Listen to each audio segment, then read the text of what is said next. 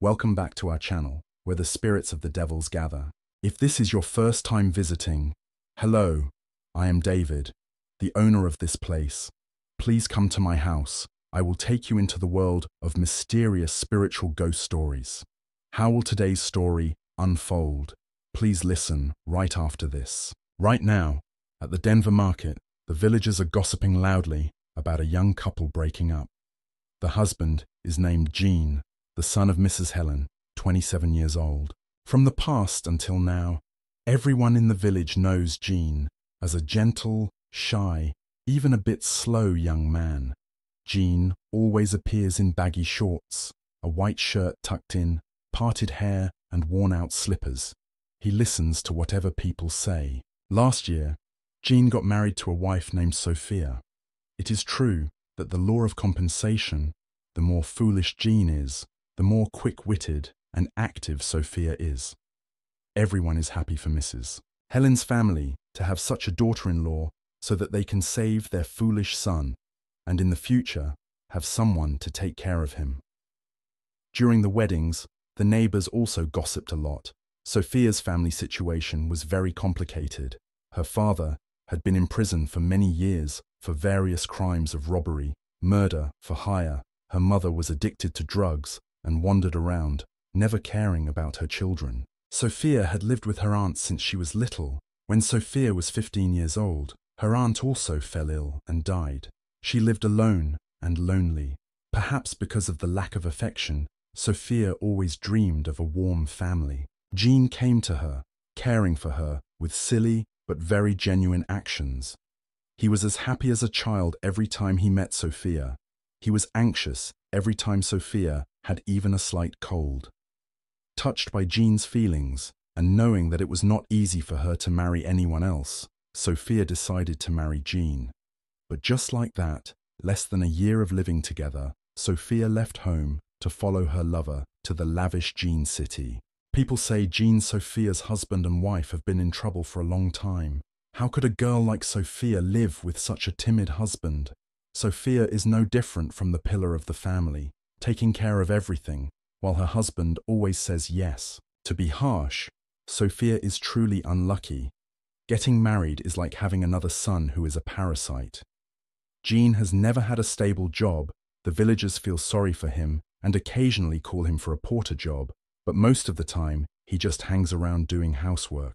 Several times people kept gossiping about Sophia secretly having an affair with a tattooed guy who is not from this village. He only comes back once in a while and then disappears again. Ever since his wife left, Gene has become more and more depressed. His face is always dull. Even though Helen is over 50 years old, she still has to work hard to dance snails for a few noodle shops to earn money for the two of them, to depend on each other to survive. Gene just wanders around the village, smiling foolishly when asked anything. Sometimes the children in the village gather around him to tease him, even throwing slippers at him. But Gene doesn't know how to fight back, just keeps smiling wildly and soullessly. After a while, no one saw Gene's shadow anymore. The villagers asked Mrs. Helen and found out that Gene had recently locked himself in the house, constantly talking about Sophia and saying that he would wait for her to return. The wind was so foolish and yet so in love. His wife left home for another man, and he still missed her so much that he suffered. One quiet afternoon, every house had its doors closed to rest. Suddenly, a loud voice came from Mrs. Helen's house. "Help! Help! Villagers! My child!" Several people in the neighborhood quickly ran to Mrs. Helen's house. A horrifying scene unfolded right before their eyes. Everyone's face turned pale, shouting for this person and that person, but no one dared to rush into the house. Right in the middle of the main room, a corpse was hanging, its head tilted to one side, its mouth still open, its skin pale, its legs hanging down, and its arms swinging slightly. The chair collapsed on the floor. Gene had hanged himself, Mrs. Helen cried, holding her child's legs and mumbling, unable to make a sound. At this time, Mr.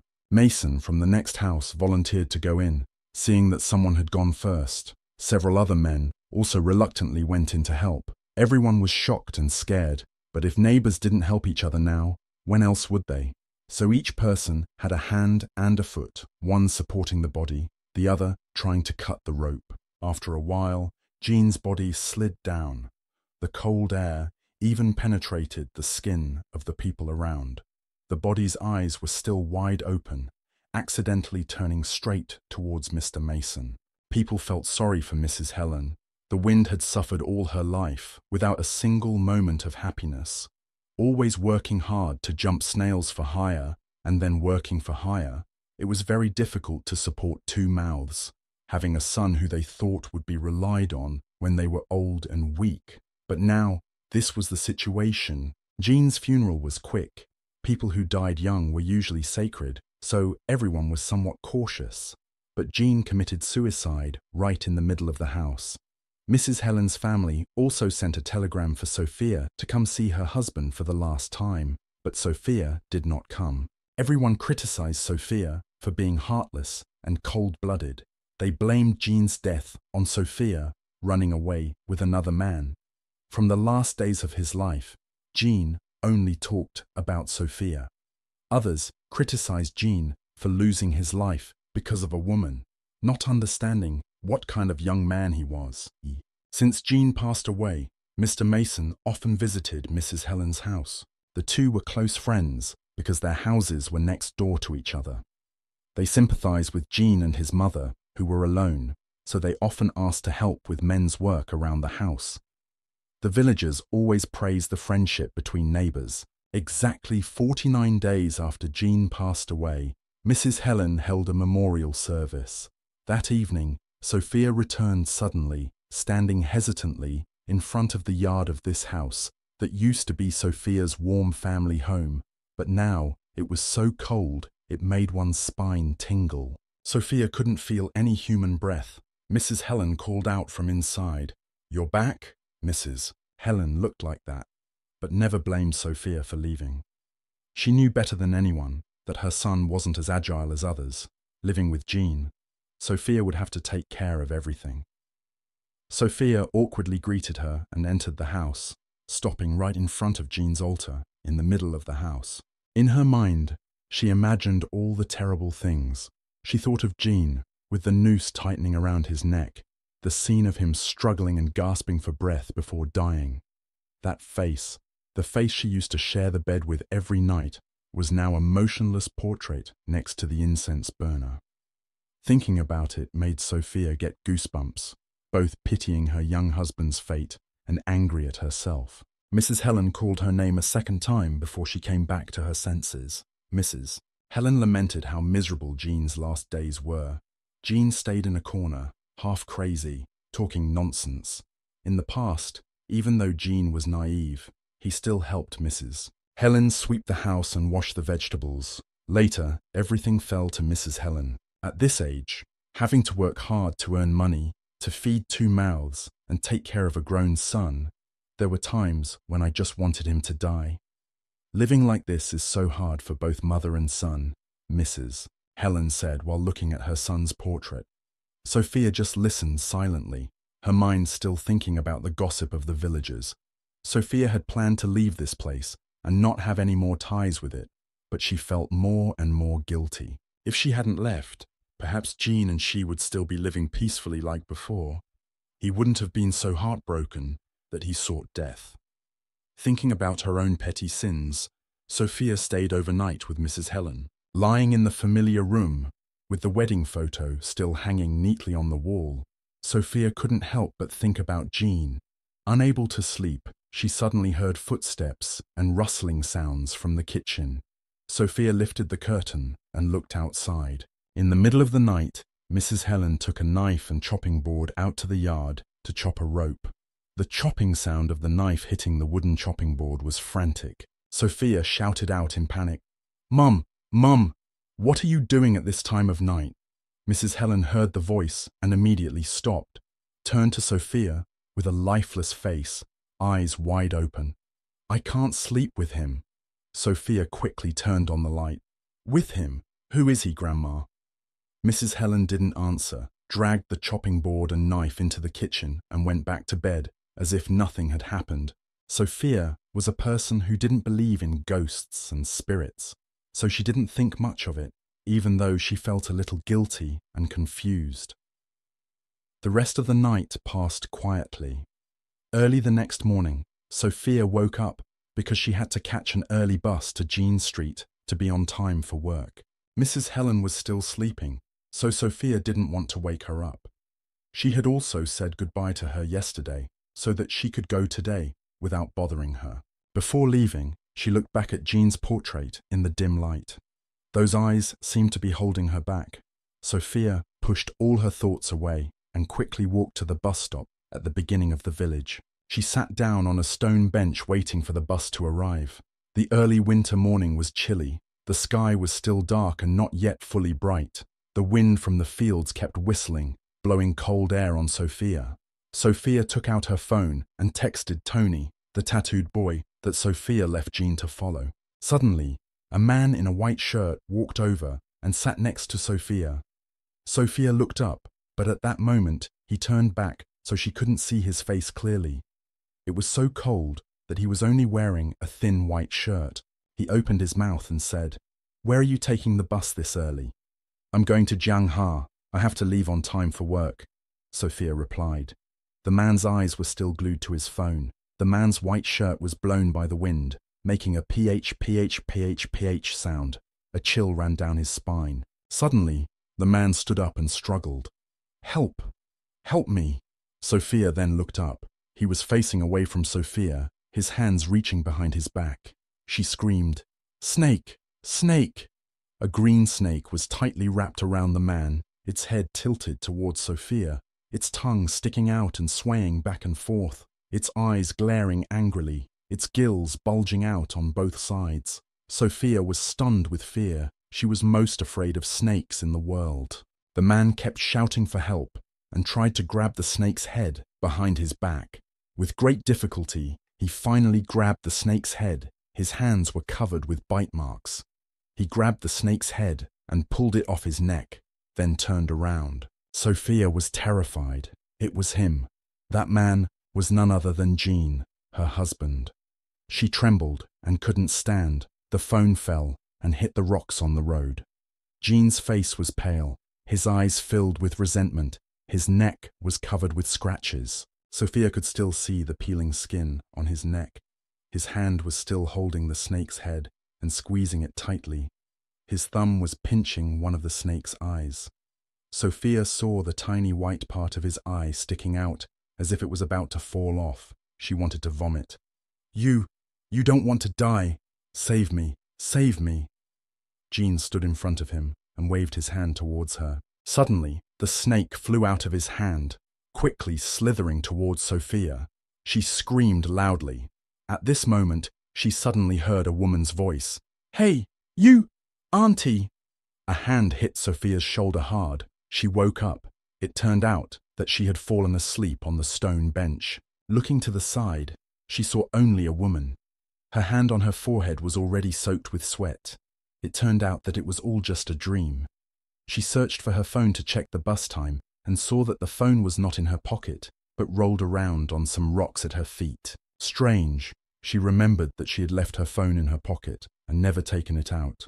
Why was the phone in the same position as in her dream? Sophia was still panting, slowly looking at the person next to her suspiciously. The woman saw this and spoke up. "Are you waiting for bus 07? It will be here soon. Luckily, you didn't fall asleep. What were you dreaming about that made you scream so loudly?"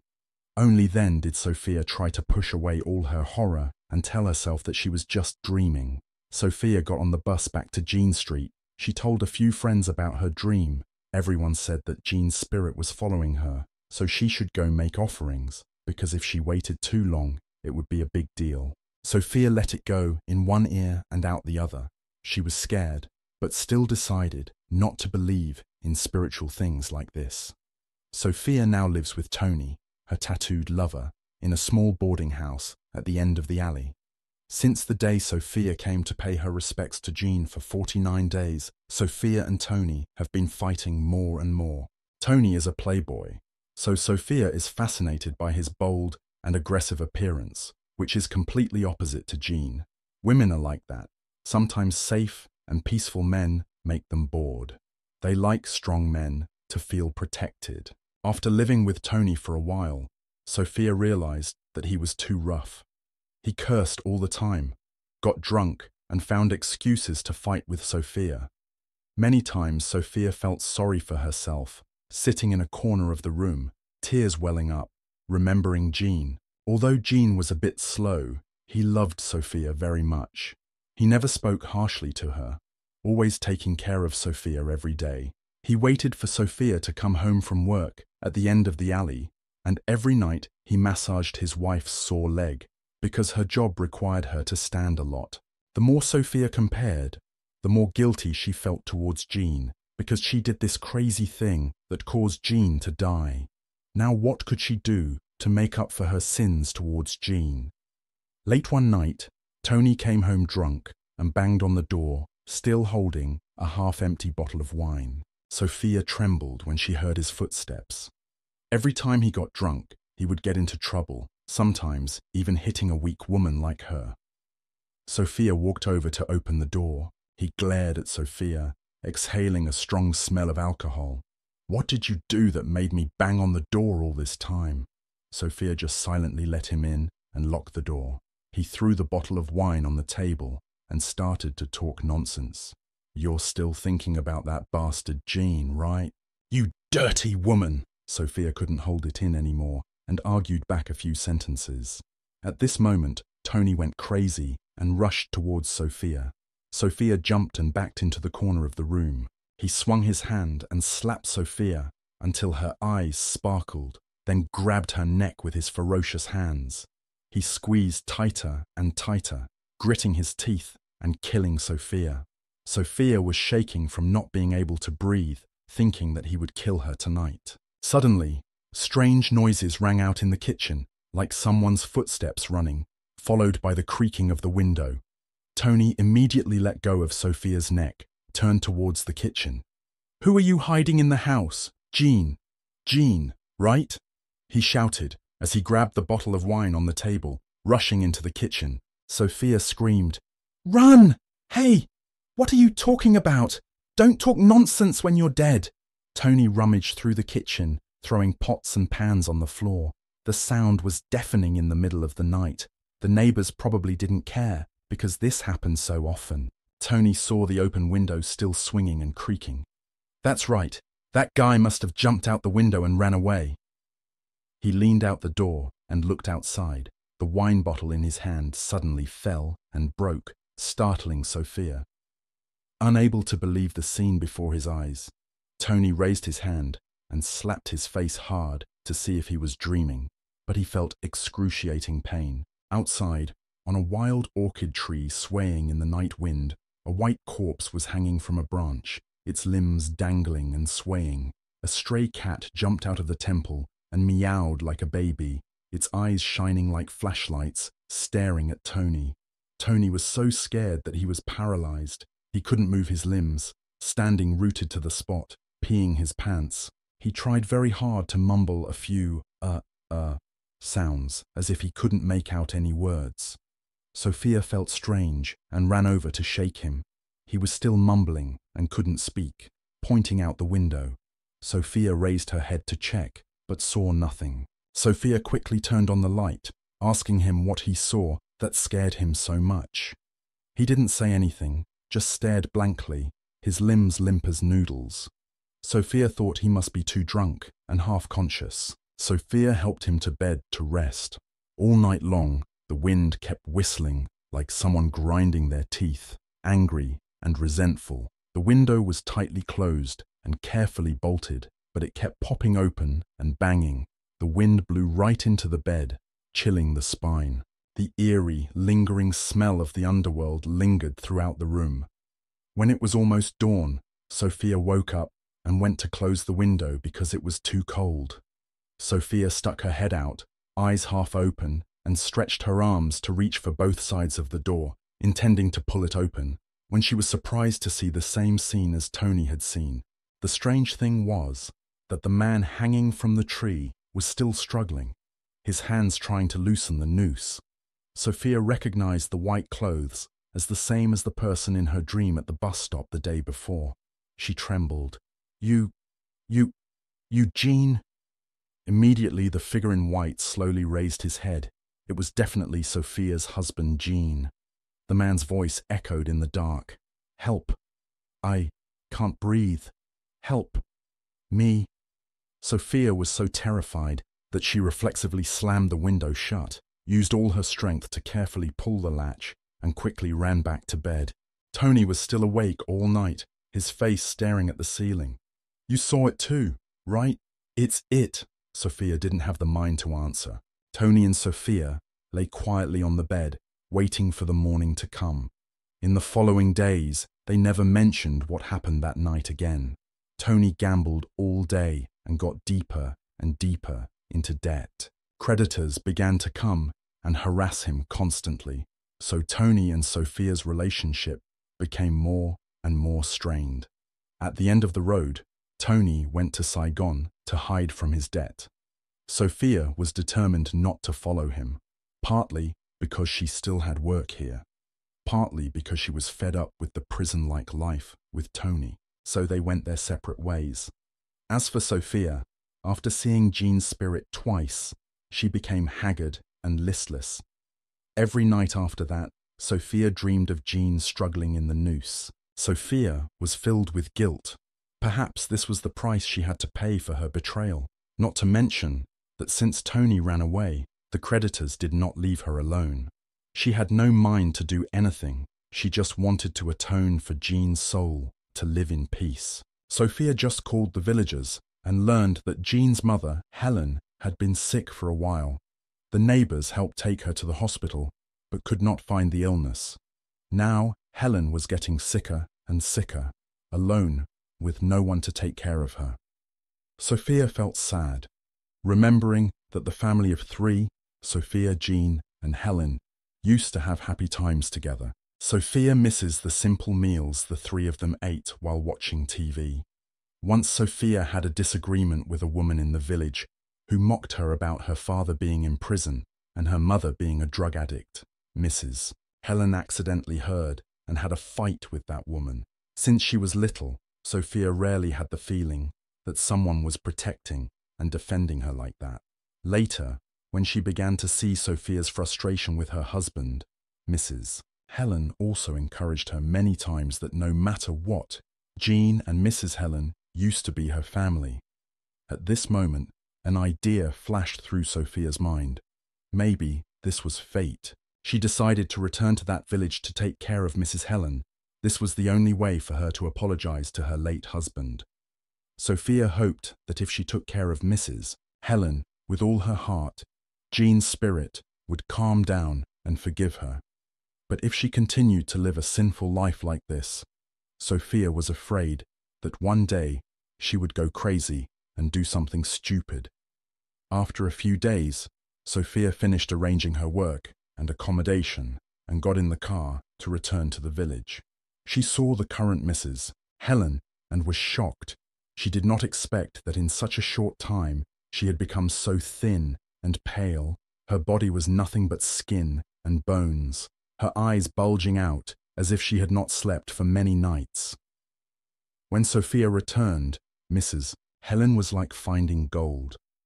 Sophia also made a reservation, saying that she would only come back to take care of her for a few days, and when she got better, she would leave immediately.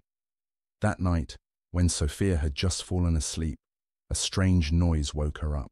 Sophia immediately remembered the night she returned here, the 49th day after Gene died. So she quickly lifted the window curtain and looked out, and sure enough, Mrs. Helen was standing there, muttering to herself, with the rope in her hand. "Will you let me live? What do you want? Come out, come out." As she spoke, she pulled at the rope. Sophia felt guilty. Before, she had not thought about that night at all. She only thought that Mrs. Helen was shocked by the loss of her child and was not conscious. Now she felt goosebumps and did not know why. During the day, Mrs. Helen kept complaining of a sore throat as if someone was choking her and she couldn't breathe. She always grabbed her neck. Sophia bought medicine for her, mixed her with honey and ginger water, and tried everything, but the pain didn't subside. Sophia noticed that Mrs. Helen often stared blankly at Jean. Sometimes she would jerk up and then continue looking. Mrs. Helen was half conscious, half asleep, like she was in heaven. When she was awake, she told Sophia that she used to call her neighbor Mr. Mason for help. And then suddenly, Mr. Mason's family sold the house and moved to another place. No one knew, and no one knew why. Sophia also asked Mrs. Helen more and more about her and the rope in the middle of the night. But every time Sophia asked, Mrs. Helen would become delirious and lose consciousness, sitting motionless like a statue, not saying a word. Since the day she returned to take care of Helen, Sophia rarely dreamed of Jean. She must have thought that his spirit had seen her repentance and would not bother her. However, Helen's health was getting worse and worse, and it was uncertain how much longer she would live. That day was the full moon day of the lunar calendar. The moon was bright in the middle of the quiet night. Mrs. Helen did not sleep, sitting on the bed, swaying back and forth. Then she got up, used all her strength to slowly drag herself step by step, opened the cupboard right under the altar, took out the rope that tied Jean's noose, and put it around her neck. She knelt under Jean's portrait.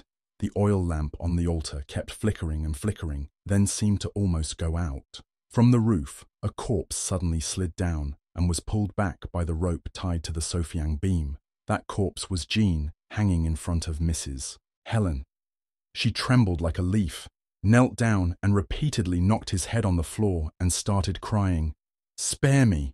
Jean, please spare me!" The corpse suddenly rolled its eyes, grinned coldly. The back of its purple feet swayed back and forth, said, "Say it all, say it quickly," Jean's spirit shouted, full of anger and resentment. At the same time, the rope around Mrs. Helen's neck suddenly tightened, causing her to open her mouth wide and her eyes to roll, struggling non-stop. She tried to mumble each word. I know I was wrong. I am a wicked woman. I must pay for my sins." At this point, the rope around Mrs. Helen's neck was loosened. She was sweating. Her soul was in the clouds. She looked up at the corpse. Immediately, the corpse stuck out its long tongue like a red, slimy snake's tongue. The tongue quickly wrapped around Mrs. Helen's neck many times. Slimy, and blood from the tongue began to drip onto the floor. She used her hands to grip the tongue tightly, trying to get it out, wherever Mrs. Helen's fingernails gripped. The rotten tongue came out, giving off a fishy and foul smell like dead snails, but her neck was tightened even more. I shouldn't have killed you. I was wrong. It was too long." Mrs. Helen struggled and forced out each word. She looked more and more faint because she couldn't breathe. Suddenly she used all her last strength to grab the long, limp tongue, like a rope, and jerked it. The other end of the tongue was severed from Jean's mouth. Fresh blood flowed from between her teeth and sprayed everywhere. She must have been so distraught that she didn't stop there. She shoved the tongue into her own mouth, started chewing like a demon. The sound of chewing and swallowing echoed throughout the house. Disgusting. After chewing all the tongue, she gasped, put her hands around her neck, and lowered her head to cry. The body had disappeared at some point. In the corner of the house, Sophia couldn't stand still, her hands covering her mouth to keep from making a sound. It turned out that Sophia had woken up when she heard the noise. She stood there and heard all the horrifying words spoken by Mrs. Helen herself. She couldn't see Jean's body and Helen's strange actions, but she heard everything Helen said. It was disgusting. A woman killed her own child and hung his body so that the whole village would think Jean committed suicide. Sophia crept back to her bedroom. She couldn't help but be shocked because she was taking care of a murderer who wouldn't kill anyone, let alone kill her own child. Now that she thought back, Helen had acted strangely many times since Jean died. It turned out that she had hidden such a shocking secret. How cold-blooded must she be to be able to continue living like that? She also understood that Jean had died unjustly at the hands of his own mother. That was why his soul had followed Sophia to appear in her dreams, from then until now. Sophia tortured herself, thinking she was the reason Jean committed suicide. But how could Helen do such a terrible thing to her foolish son? There must be some hidden story behind it. She couldn't have hung a young man's body from the rafters alone. Sophia heard Mrs. Helen go back to bed. She held her breath and covered her head with the blanket, hoping for morning so she could pack up and leave right away. Staying here might cost her life. Sophia fell asleep in fear. The next morning, Sophia woke up with a splitting headache. She kept reassuring herself that the terrible events of last night were just a dream, but with reason she was sure that what happened last night was something she had seen with her own eyes and not a dream. She planned to find an excuse to return to Jean Street today. She didn't know what to do next, but for now she had to stay away from her and then think about everything later. But unexpectedly, when Sophia walked to Mrs. Helen's bedside, Sophia kept calling her, but she didn't hear her answer. Her heart started pounding. Her intuition told her that something was wrong. She mustered up all her courage and grabbed her arm to turn her over. A pair of eyes stared back at Sophia. She was cold and had stopped breathing. Sophia screamed. The neighbors quickly ran over. No one was surprised or suspicious of Mrs. Helen's death. She had been sick and languishing like a dry corpse for a while. Sophia herself had to close the eyes of the cruel woman she once called her mother-in-law. Despite being shocked and scared to death by everything, Sophia still tried to stay and take care of Mrs. Helen's funeral. There was no one else but her, considering this the last thing she would do to make up for her mistakes. As soon as the funeral was over, the villagers spread the news that their neighbor, Mr. Mason, who had been missing for a while, had returned to the village and turned himself in for murder. The murderer was none other than Jean. The story was getting more and more complicated. Finally, Mr. Mason told everything. He was the one who knew everything from beginning to end of this tragedy. Today's situation was predetermined. From the day Jean was born, when Mrs. Helen had just given birth to Jean, she suffered from postpartum depression. Decades ago, in a poor village, no one knew what depression was. They only knew that Mrs. Helen had gone crazy and talked nonsense after giving birth. Only Mr. Mason, who lived next door, knew a horrifying story. Mrs. Helen once tried to drown Jean in a basin of water when he was still a newborn baby. Luckily, his family discovered it in time and saved the baby. I wonder if that's why Jean didn't grow up to be as active as the other children in the village. She always thought that the child she gave birth to was a demon.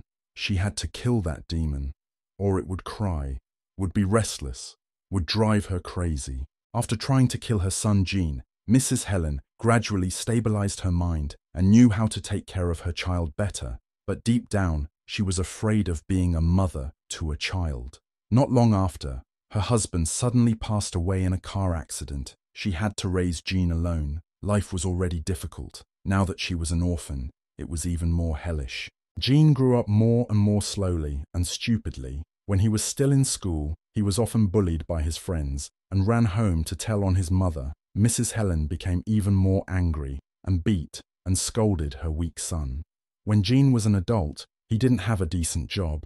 This put a huge burden on a woman's shoulders. Mrs. Helen confided to Mr. Mason many times that she just wanted Jean to die. She couldn't bear it anymore.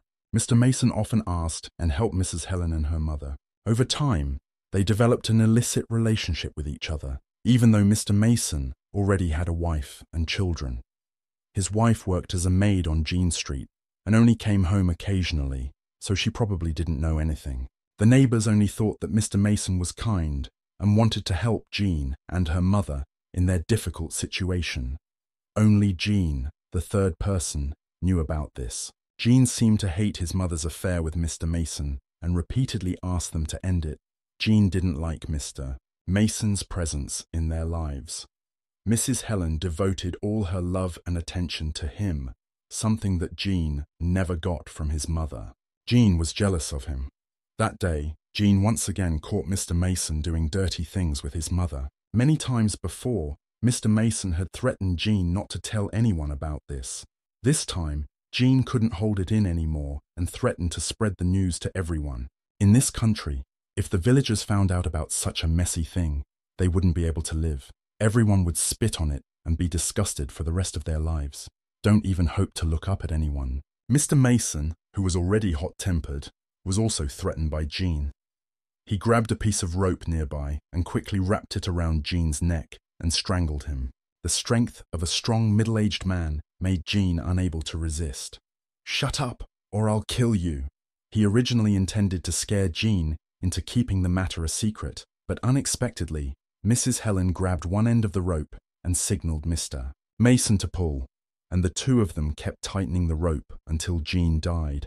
Having just killed her own child, Mrs. Helen sat down and breathed a sigh of relief, as if a burden had been lifted. Since Jean was born, she had never considered him her son. In Mrs. Helen's eyes, he was just a mess that tormented her life.